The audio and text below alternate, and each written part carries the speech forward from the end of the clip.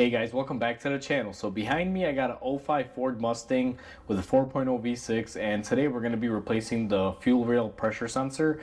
And before we go ahead and begin, guys, if you guys haven't subscribed to the channel, hit the subscribe button down below and definitely smash that like button because it helps the channel out.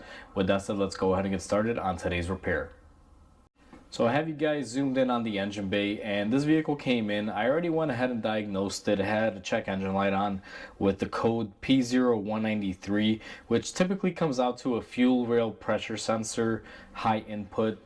I went ahead and I probed my sensor, and the readings were not as they should be. Therefore, we're going to be replacing the fuel pressure rail sensor today. Now, our rail sensor, if you're looking at your engine bay right here is the center, it's going to be located right about here on the intake manifold.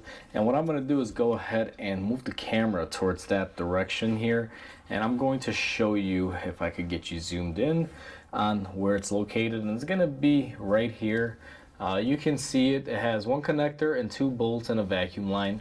Now be very careful when you're working on this, because sometimes you can get a little bit of fuel coming out of there. So you got to let the system pressure go down before you go ahead and attempt this, because that is connected to the fuel rail itself. Now what I'm going to do is get the camera set into a good position, and we're going to go ahead and replace this. So I have you guys set up in the best position that I could, and the first thing that I like to do is take my air wand, especially on an engine like this one that's dusty, and you're going to go ahead and blow off the area. Now I already did it, but it doesn't hurt to do that. Just make sure there's no dirt or debris.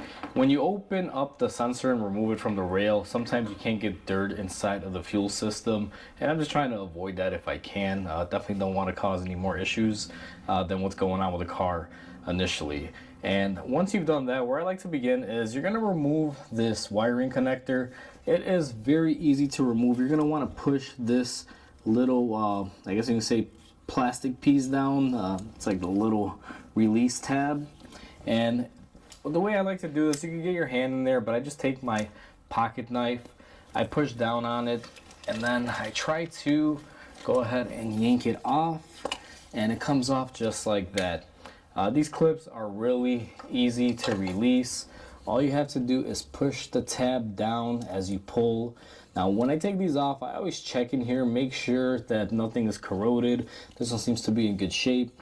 I also check my wiring, make sure nothing has been exposed or chewed through. Sometimes rats do like to chew on these things, and that will cause an issue.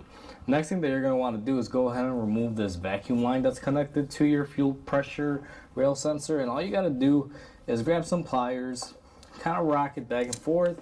That'll release any stiction, and you should be able to get in here and remove it. Now I'm not able to get my hand in there, so I'm going to use my pliers, and just like that we're able to get it off. Now that we have that off, what we're going to do is go ahead and grab a Torx tool to go ahead and remove our two bolts that are holding it into place.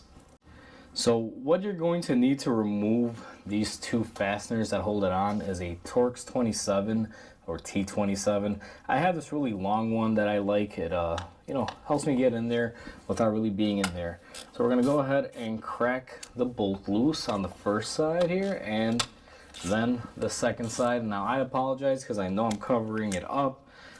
There's just very finite space here, so you don't have the best camera angle. So go ahead and unscrew our first one here. These, if I recall, they're about medium in length. They're not really long, but you can tell they are pretty long. And they don't have another size. It's not like this is a 10mm with a Torx interior. It's only Torx. They do that as a precautionary so people don't accidentally loosen it. That would be my best guess on it. And what I like to do here, guys, before I remove this other one, since this could possibly be under pressure, I'm going to loosen it up just a little bit.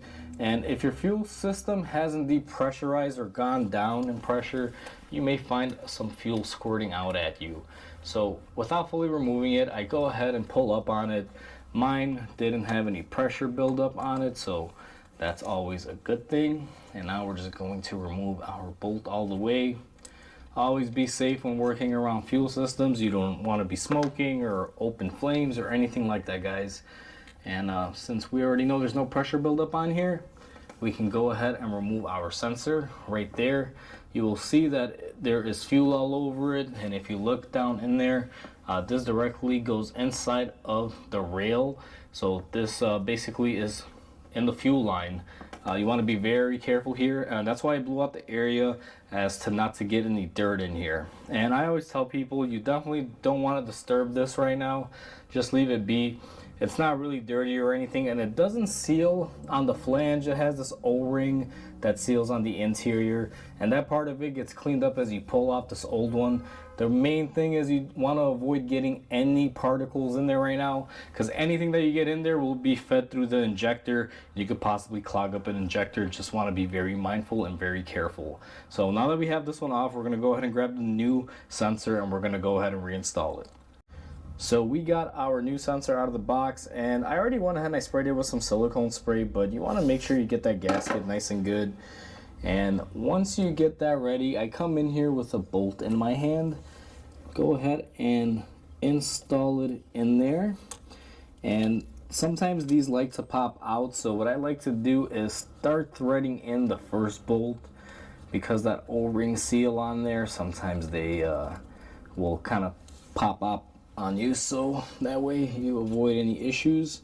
Then I'm going to go ahead and start fastening up the secondary bolt here, and now I got to just find where I put my Torx, which is right here, and we are going to start threading this in.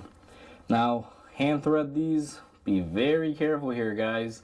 Don't over torque these. They don't take a lot of torque. I'll be honest with you, I can't stress it enough. Very careful. Even when you open the box, it says be careful of two things. When you got the new part, there's a little pamphlet in there, like a little piece of paper, and it says, careful, number one, system may be pressurized, don't get fuel spray everywhere, which is what we already talked about. And then the second thing it says, do not over tighten bolts, hand tighten only. So don't take your impact and go crazy. Now I'm not gonna actually torque this in here. I felt it when I took it off. I kind of know what force to have, and we are right there. That's the amount of pressure it took to come off. And what we're gonna do next is go ahead and put our vacuum line in. Make sure it goes in all the way.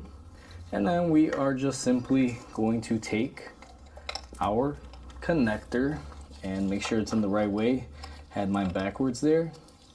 And just go ahead and snap it in. Once you hear the click, pull back on it, make sure it's in there correctly and that's nice and tightened.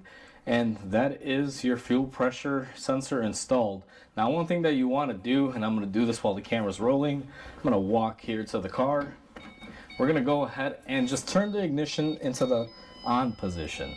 And what you're going to do is check and make sure that you have no more leaks or anything happening. Now ours wasn't leaking, but sometimes these can leak, and that's why you replace them. So make sure there's no fuel or anything on the sides, but overall you want to make sure there's no fuel squirting out and nothing is wet, because if that is the case, you may have a fuel leak. You could have rolled over your O-ring. That's why I like using the silicone spray when I install it. It gives it a little bit of lubricity to slide on in there. Alright guys, we are all set and done. That's how easy it is to replace your fuel wheel pressure sensor on these Mustangs with the 4-liter. Real simple, really easy. Just be mindful not to get sprayed in the face with fuel. Make sure you depressurize the fuel system. Quickest way to do that is to go in the car, hold the gas pedal all the way down to the floor as you crank. Most cars will go into a clear flood mode. It'll use up whatever fuel and start up temporarily and then die out. If you find that your car is just about to over rev when you're doing that, you may not have that option depending on the year. So what you do in that scenario is you just let it bleed down naturally, or be very careful taking that off. If you want to relieve the pressure, it will spray everywhere if it's pressurized, but you can loosen those bolts nicely and slowly lift up on it. It'll dissipate pressure slowly. Obviously cover your face so you don't get sprayed. And secondly, just make sure when you tighten them, you're not over tightening them. But overall, it's real simple, quick, and easy, as you guys saw. And like always, guys, hopefully this video helps you guys out. Please comment, like, and subscribe, because it definitely helps the channel grow. Hope you guys have a wonderful day, and I'll catch you guys on the next video.